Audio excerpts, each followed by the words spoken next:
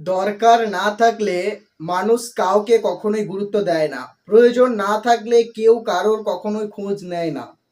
কিছু মানুষ সময়ের সাথে সাথে আমাদের জীবন থেকে হারিয়ে যায়, কিন্তু তার সেই স্মৃতিটা আমাদেরকে মনে করিয়ে রাখে সেই মানুষটাকে। কখনোই আমরা ভুলতে পারি না। কিছু মানুষের উপকারকে কখনোই অস্বীকার করা যায় না। তাদের প্রয়োজনীয়তাকে জীবনে কখনোই ভুলতে পারা যায় না। সময়ের সাথে সাথে যেদিন তুমি মানুষের আর কোনো প্রয়োজনে লাগবে না, সেদিন মানুষ তোমাকে আস্তে আস্তে ভুলে যেতে থাকবে।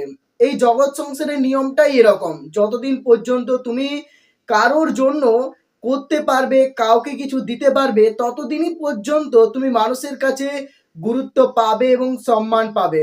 যখন তুমি বয়সের ভারে জীর্ণ হয়ে যাবে, যখন তুমি অসহায় হয়ে পড়বে, যখন তুমি কারোর কোনো উপকারে লাগবে না, তখন নিজের ছেলে মেয়েদের কাছেও কিন্তু আপনি অবহেলার পাত্র হয়ে যাবেন।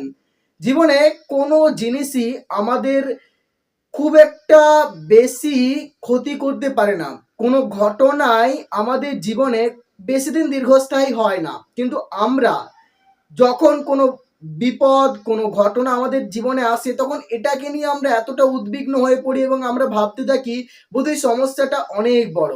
যে কোনো ছোটখাটো সমস্যাকে কিভাবে তুচ্ছ ভাবতে হয় সেটা শেখো। বিপদকে তুচ্ছ করে সামনের দিকে এগিয়ে চলো। বিপদকে যত তুমি কঠিনতর ভাববে, তত এটা তোমাকে পেয়ে বসবে, জেঁকে বসবে।